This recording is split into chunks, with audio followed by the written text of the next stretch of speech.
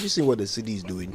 And that's why we're talking about it today. Ken Thompson, director of Dalex Finance and a thought leader, also a fellow of the Institute of Chartered Accountants in England and Wales, joins us on the phone alongside Charles Kusiapia Kubi, the head of business and economic bureau at GUTA.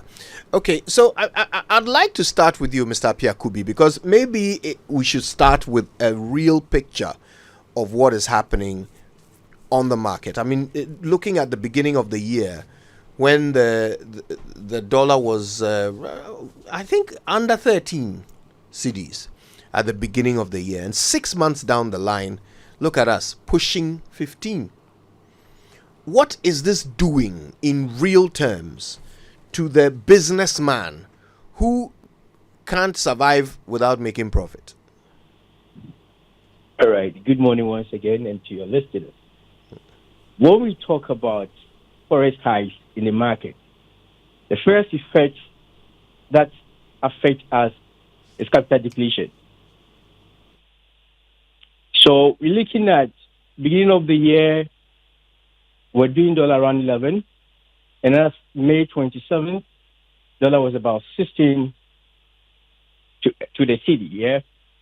So let me give you a picture. If I was transacting with $100,000 at the beginning of the year, that means cedi equivalent of 1.1 million Ghana cedis for my transfers. Yeah. Skip down to after May 27th, where dollar was about 16. That means that if I want to do same value of transaction, I'll need about 1.6 million Ghana cedis. That is a definition of our capital depletion, over 500,000 Ghana cedis. Wow. Within the period of 6 months, businesses have lost over 56% of their working capital without doing any other business. It's not like they run into a loss in a bad deal, but it's because of what the current economic trajectories are. So the first thing that affects us is the capital depletion. And two, because of that, CIF CAF at the port also goes high. DRA will tell you it's convertible currency. So they don't price in dollars. But if CIF is dollars, you have to benchmark it against the market rate. Yeah. Which, of course, affects the cost of importing. So when you aggregate all these, you realize that the cost of an item will start going up. And as businesses, there's a limit that we can accept certain costs. When we go beyond that limit, it must be passed on to the consumer. And when it comes to the local market, because of what the current economic is misbehaving, inflation is also going beyond the roofs. The moment inflation starts going beyond the roofs, the purchasing power of the consumer starts also diminishing. So as business, you pass on the cost, but the consumer doesn't have that purchasing power to absorb the extra cost. So they are not buying. And the moment we are not buying the market, our cash flows are affected. And the moment cash flows are affected, circulation of funds is also affected. And mind you, almost about 90% of us are getting finance from the bank through their financing. And we have loans to pay. When businesses are not moving, when there's economic stagnation, when people are not buying, when you're not making sales, how do we then retire our loans? We can't pay our loans. And because sales has also been affected, we are not able to generate enough revenue to get profit to pay our salaries. So for a period, we are not able to fulfill the obligatory responsibility of us paying our staff their remunerations. The other aspect of it is that when all these things are happening, the economic ramification is that we will start defaulting. The bank starts recording us on credit bureau. They start writing us letters that if you don't pay, we are going to sell your property to defray your debt. Yeah. This is the kind of pressure we are going through now. So if you want a practical experience of what is happening in the market, This is the picture I want to give you. There's total economic stagnation. Businesses are collapsing. Our working capital has been depleted. Consumers' purchasing power has diminished. Their disposable income has also gone. Help me understand, though. I mean, if any business loses 50% of its capital in half a year, how in God's name does it continue to operate? How are you doing it? You see, the most devastating aspect of it to see your investment going down each and every day. And as we try as much as we to see what can we do to reinvent our little gains that we have. So now we are not even restocking. So it's about survival. So if I'm able to sell one piece to feed my family, I'm going to do that. So we are not looking at business growth. We are not looking at profit. What we are doing is how do we sustain our personal lives? We have been left to omens. We have nothing to do. There's no control in the system to stem the tide. Because government have thrown its hands in the air. It says there's nothing it can do. And so it is. So we can also do anything. We are praying that probably some miracle will happen tomorrow or today, that we see the dollar coming down. And maybe government will start saying, okay, let me give you some incentives to business. Let me give them some reduced interest rates in terms of facilities so they can revamp their working capital. But as we speak now, there's no hope. Now, Charles, paragraph 20 of the recent MPC meeting reports, the central bank said the exchange rate has recently come under some pressure, especially in the forex bureau market. Indeed, it also says the pressure in the forex exchange market reflected increased demand for higher imports. Also mentioned energy sector payments and uncertainty surrounding the progress of debt restructuring negotiations with external creditors. They also said these conditions have fed into sentiments and contributed to additional pressures. They talked about the year-to-date measures that have been put in place. In reality, the central bank also said a lot is being done. It says the Bank of Ghana is taking measures to improve market conduct and instill sanity in the market for foreign exchange. This has been a long-standing issue. Do you think that these measures are yielding the results that are supposed to be seen on the ground? All right. You see, one of the things that drive forex highs is speculations. If you are not able to manage your information flow for it to reflect on the reality, we will be where we are today. Just suppose that what the Minister of Finance said, that we have enough gross international reserve, about $2.8 billion. If we have these reserves, it should be reflective in the market. But if we go to the market, it's not reflective, negative speculation will strike. No matter your interventions that you want to bring, it must be correlated to what is happening in the market. I remember when they came up with the assurance that there's excess for us to cover our trade demands, the dollar started coming down for a period. From 16, it started coming to 15.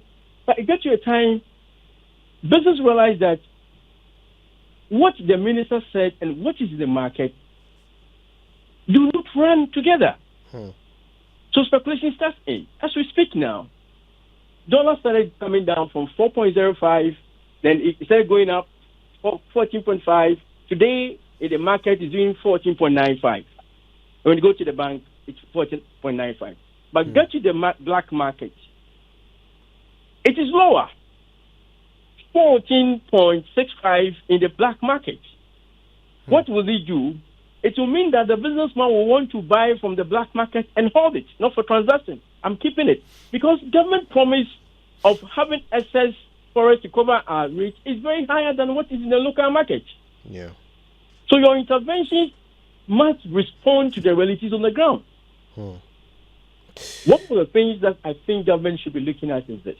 In somewhere 2014, we have similar issues when dollar was going high. So the Bank of Ghana started coming to the market with lower rates. So let's assume the black market was, or even the interbank rate was about like 3.5. Bank of Ghana will come to the market about 3.2.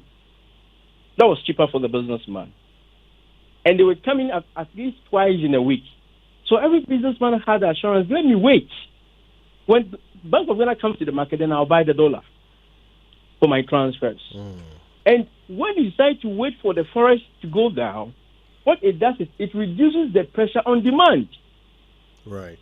When you see that demand is going down, the rate also starts coming down. And those black market people who are also doing black businesses realize that people are not even patronizing our forex again. Let's start reducing it so that people will buy. Yeah. This is the approach we are looking for the government to adapt, not rhetorics. All right. Uncle Ken, I mean, you are on record as having said that perhaps the solution is for us to dollarize the economy. But that doesn't come without its own disadvantages, not least of which the fact that the supply of our currency will then be in the hands of a foreign government. Surely, we shouldn't be seeking to replace our currency at the cost of our sovereignty, should we? Can you hear me? Good morning. Can you hear me? Yes, we can hear you. I mean, let me make some general comments. I'll make some general comments about the cedi. Right. First, the value of the cedi is determined by demand and supply. And any artificial means to interfere with this is an exercise in futility. In it, and it will collapse. In any case, the Bank of Ghana doesn't generate dollars. It can only use the dollars that it has. They've talked about speculation. There are two legs to speculation I want to talk about. What they say is speculation is people simply responding to the supply and demand issues of the dollar on the market. It's rational behavior. You are a trader. You are an individual. Inflation has gone through the roof. Prices are rising. You want to protect your wealth. What do? You don't change your foreign currency or buy gold. I mean, it's as simple as that. All that people are doing is rational, and you cannot fight rational behavior. Then they talk about some Alhaji Abuchi in Cowley who's overpriced their dollars. Which Alhaji has money to hold dollars? They take the margin. And in any case, they perform a very important function. They help set prices and provide liquidity. All you have done is drive the market underground. It's not going to change. But then also let's make some general comments. Everybody knows that in the last few years, the relative stability of the cedi has been achieved by us borrowing from the international capital market. Yeah. That market is closed. Everybody knows that. Yeah. The Bank of Ghana itself admits that business sentiment is low, inflation is high, and their disinflation approaches are not working. In their own statement, the Bank of Ghana also admits to missing all the targets, but claims that it is broadly in line with the targets agreed under the IMF program. Then in all this, the Bank of Ghana must ask itself the role it has played in fuel inflation. When the central bank makes a loss, it draws down its reserves, increases the money supply. Then how do you fund that loss? Then they say they are conducting open market operations to correct the situation. What do they think they were doing by pumping up all that money into the system? And then, one thing that really hasn't come up is that people do not believe what the government and Bank of Ghana says. Let me give you some examples. June 2022, Finance Minister, BoG is leading interventions to contain depreciating issues. September 2022, BoG police arrest 76 illegal forex operators. October 31st, 2022, President Akufo-Addo, the government would review the standards needed for imports into the country in 6 months and review the management of foreign exchange reserve support economic growth. 5th December 2022, now the same government turns around and says they can't pay their debt. Debt exchange program is not announced. What are they talking about? We are rational human beings. We have people that help set the prices. They provide liquidity. Any attempt to interfere with the market supply and demand dynamics will fail. And it's so many times. Leave Alhaji Abuchi alone and focus on the issues. People do not believe in what is being said. And human beings are rational. That's not what we say. Supply and demand determines price. It's that simple. What are you to do about it? And then blame some speculator. If my grandmother has some CDs, don't you think he's going to buy dollars? Yeah. He's going to buy dollars. She can see inflation rising. She can see prices rising. She can see that her current money devaluing. What's she going to do? She's not going to buy gold or buy some currency. It could be yen, it could be pounds, it could be whatever it is. But he knows that by holding that currency, it's going to preserve the currency will preserve its value. In any case, he knows that there's an issue with supply, which we all know. So what are we talking about? What are we talking about? And the more the authorities are unable to speak the truth to us, the more it influences, the more it fuels speculation. That's rational behavior. Right. We are rational human beings. That's rational behavior. Yeah. Now, Uncle Ken, the last time we spoke about this, your solution was that we should dollarize the economy. Do you still stand by that? No, I didn't say dollarize the economy. It was talking about the Bank of Ghana pumping money into the system under the guise of preventing a collapse of the government and that fueling inflation. That cost it. When the Bank of Ghana makes a loss, what do you think happens? They pump money into the system. That's the inflation we are seeing now. That's part of it. Apart from, so you have the inflationary situation. We're a country that imports everything. So that money, half of it will be used for import. We have a supply situation with dollar. What do you expect? And then you say you are conducting open market operations. To do what? You say you are arresting illegal projects. To do what? All you're doing is moving the market on the ground. That's all you're doing.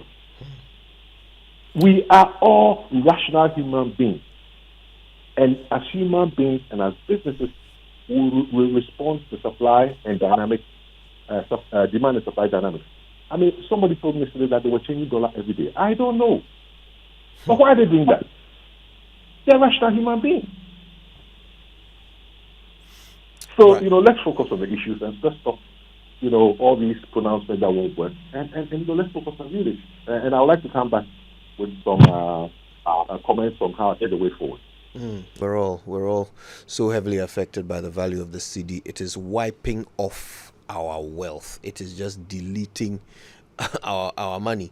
Our income. I cannot forget the fact that when I started this job, my salary, if you convert it to dollars, today it's about half. In fact, less than half of what it was at the beginning when I started working here. So I've taken a pay cut after 10 years. It is in the words of Dr. Bedin that economies survive or collapse, and even countries' security and the continuous survival is linked to their currency. Yeah. And this performance too. In fact, he has an entire PhD thesis on it. Yeah. Anyway, let's talk about what we're doing with ours.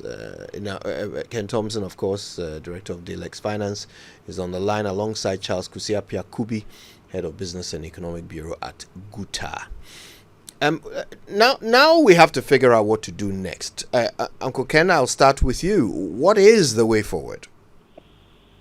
You see, there's a lot of pressure on the Ghanaian government to reach some accommodation with its bondholders, because that will trigger the release of, say, 3 million or so from the IMF. And I suspect that this will happen or may happen in the last quarter of the year.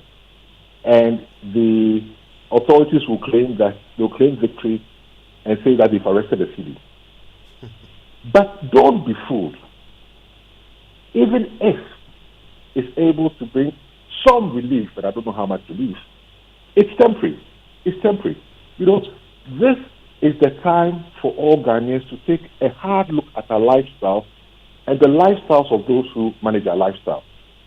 Let's face the reality of our situation. We can import anything we like: toothpaste, onions, plantain, fly anything we like. But we've got to remember that we've got to pay for those imports with currency. Let's face the reality of our situation. I mean, we import everything and we expect a stable currency. You know, one of the loudest voices lamented about the inflation is GUTA. And really, when I heard doctors speak, it broke my heart. You know, GUTA said that, you know, the depreciation has created a mess for business. And then, but the thing is that we've all been quiet. Very, very, very quiet.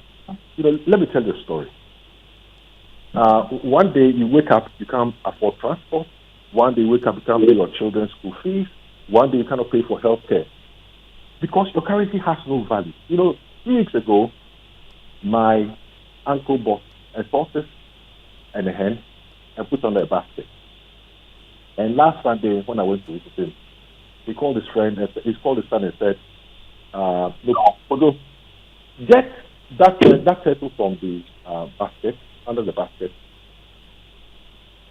black its feathers. We're going to do some hot soup, you know, hot soup and light soup because my friends are coming. And as soon as the chicken heard that, he started to laugh, flapping his wings. And then the tortoise turned slowly round to the chicken and said, Akuko, say what it? I have to say this in Chief. Please translate for me. Akuko, say what it? Tell me the meaning tabai. When the reality of the situation dawned on the chicken, it froze.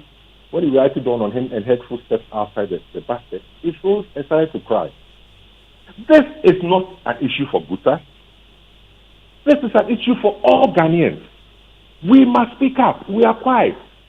And don't tell me that if a dollar, I mean, people say, if I just bought cocoa for 5 cedis, what's it got to be $1? Onions, tomatoes, the salt. What else? The woman's slippers, his transport, his children's textbooks. All of it is linked to the dollar. It's all linked to inflation. So don't tell me that tomatoes get $1 would say. Yesterday I was buying, I bought tomato, 1 for 6 cedis. So, Akoko, watch it. We must all speak. It's not an issue for GUTA. It affects us all of us. And let's leave Abuchi alone. Akoko, what is? Akoko, what in your cano? It's got nothing to do with Akoko. It's all of it. The truth is, it's got all of us. Akoko, what in your cano? So, I mean, those are my questions. It's a supply-demand issue. We must speak up. It affects all of us. You know, and we sit there and we are quiet. And we think it's only GUTA. What's GUTA got to do with it? GUTA is only one part of it. And look at the stories we recounted this morning. Can you imagine if you're a cocoa seller? Every day you go to the market, your capital can buy less what you had in the morning. Guys, we've got to speak up. It's a supply and demand issue. No artificial means can interfere with supply and demand. Leave Abochi alone. And for Ghanaians, speak up. Akoko wate. What in your canoe?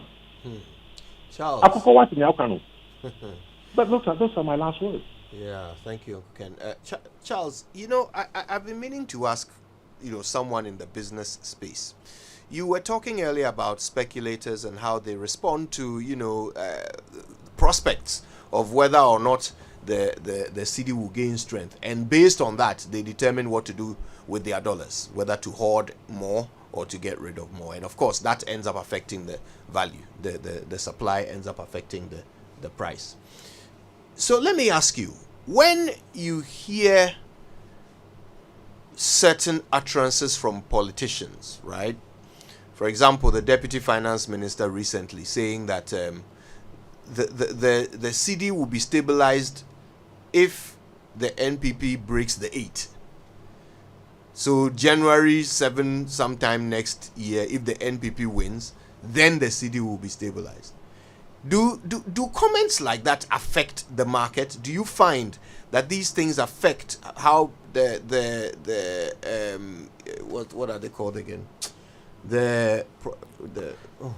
What's wrong with my book? The speculators, how they behave? For anyone, either a politician or a policy maker, to make such statement is one very unfortunate. It's an indication that you don't have control of what is happening now, or you don't have any idea of what is happening now, or you don't have solution to the challenges that we are going through. And if you don't have a solution for it now, what is the assurance that tomorrow you can give us the solution? Such kind of words destroy the confidence we want to put in the system. Because when there's confidence in the system, we benefit as businesses. But when words of these people subvert every effort we are trying to re-engineer confidence in the system, it's just so disheartening and heartbreaking. And we said it right. We need to push these people to show leadership. There's a need for us to push. And Dr.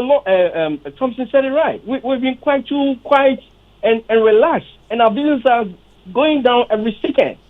It is time for us to voice out, to tell them that if we don't have the solution, we have it. Listen to us. And let me put it right.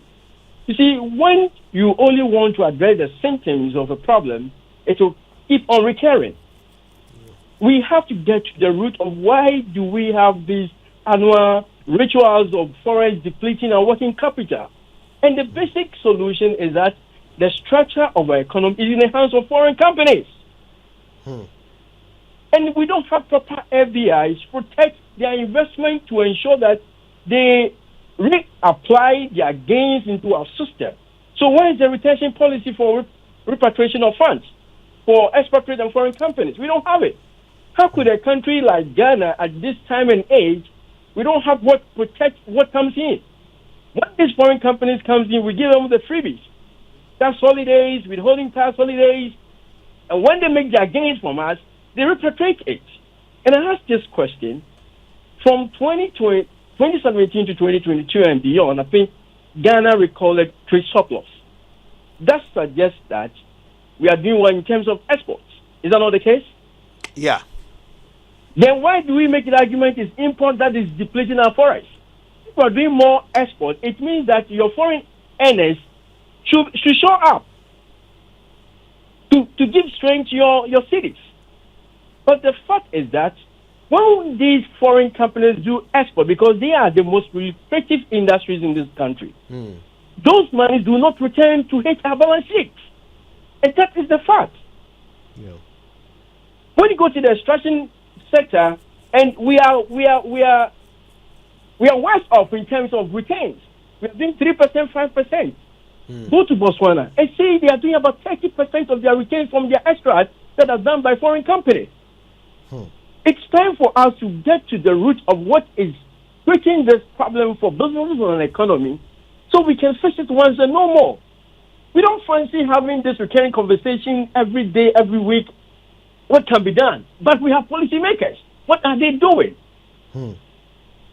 Let's address some of all these things, and I think we can have a peace of mind to live in a peaceful country like Ghana. Wow, that's a deep thought to wrap our conversation on. I want to say a big thank you to Charles Kusi-Appiah-Kubi, Head of Business and Economic Bureau at GUTA, and Ken Thompson, Director of Dalex Finance. He's a thought leader on business and economic matters and a fellow of the Institute of Chartered Accountants in England and Wales. Thank you both for your time this morning. A pleasure serving our country. Honestly, Ray, is it rational to stay hopeful? Yes, because if we are not hopeful, it actually affects the cedi further, because the part we have actually talked about too is the thinking that people getting the impression, listen, things are going to get worse by the day, so I need to hoard more. Yeah. Then the grouping is also trying to work out that particular point. But all of these are symptoms of the larger malaise. That malaise being that we are going back and forth on the matter. We appear not to be addressing it. We are going also into an electioneering period where I'm not sure whether any of the candidates understand that this conversation we had prior to 2016 about changing a certain gadgetable economy, about making sure that we improve our exports, and I mean exports properly done by Ghanaians in a way that the money will not be repatriated elsewhere. that is the kind of conversation that will certainly be a step towards solving the major problem. Yeah. The other symptoms can be dealt with what we've been doing consistently, the band-aids, the painkillers, but we need to make a conscious effort to deal with the fundamental issues. There are cyclical problems we know in this country. Yeah. Those ones, they are not very difficult to deal with, but the cyclical problems compound that bigger problem. I am not getting the commitment by those in charge now, those who are likely to be in charge in the future, and those who are clamoring for the position that collectively this is what we want to do. I've heard some say that we need a forum to discuss this. Is there really a need for fresh ideas? Really, is there really a need? Yeah. Because it appears over the years our best formula had been to borrow to hold stay. So we borrow to hold it. Then during the year, second, third quarter, we'll go and look for syndicated loan to also hold it. So we've been doing plastering for some time now. It appears now that we do not have the same access, we have been heavily exposed, and we are not having the ideas to fix it. But are we that grouping that lacks ideas? Do we seriously lack people in this republic that can find solutions out of the usual, not extraordinary, or non-inventing the whole kind of solutions that we've been providing for ourselves? Yeah. I mean, I am worried that there are so many economists at the Bank of Ghana. There are also so many economists outside the Bank of Ghana. We have had people who understand this space for a very long time. And I mentioned earlier, some of the people who are even on the central bank's board, taking big money. I mean, who are supposed to be providing the solutions. If I reread to you what the MPC says is our latest set of solutions, again, it is dealing with symptoms. We appear not to be in the mood to confront the fundamental problem. And I hear the frustration of the people who just spoke. It's almost as if this is one problem we can never surmount.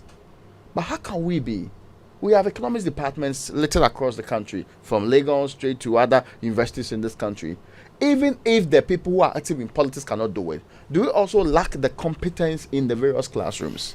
I mean, the Are we competence, that deficient in the mind on this? the competence might be there. It's the agency they don't have. I mean, in Wow. the university, you've got all the ideas in the world. Who's going to implement them? Yeah.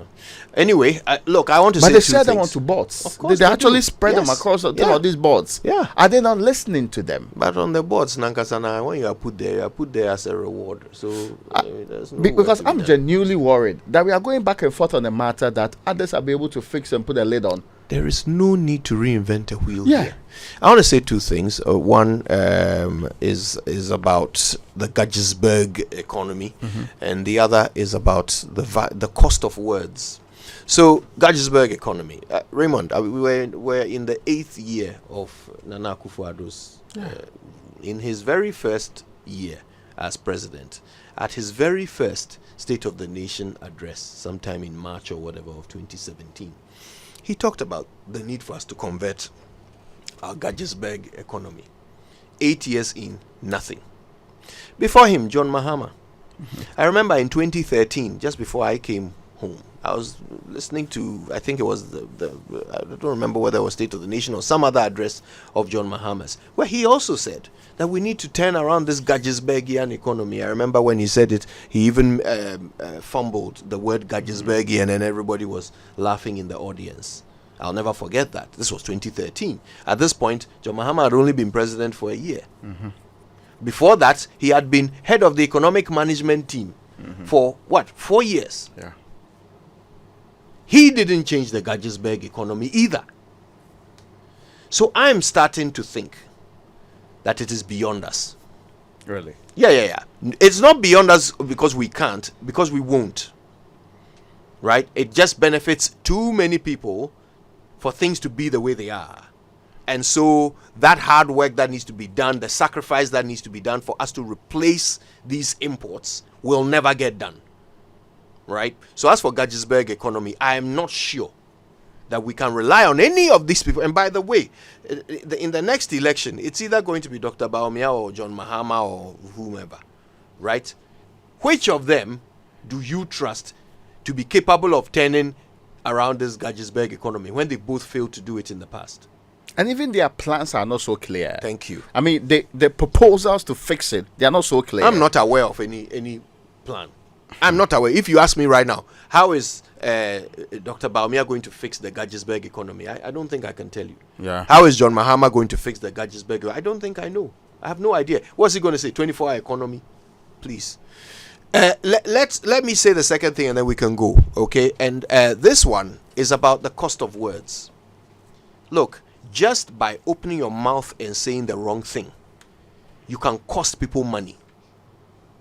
That is what these politicians don't realize. And again, I'm pointing to what we heard from the Deputy Finance Minister, who insisted that the solution will come with the next regime. Look, the minute you say that, you affect the value of the cedi, which means that you immediately make people poorer. Immediately. You make people lose money just by the words that came out of your mouth. In any other part of the world, what would happen to him? What happened to Kwesi Kwarteng? Is that his name? Kweku Kwarteng, who was Chancellor. He was a Chancellor of the Exchequer.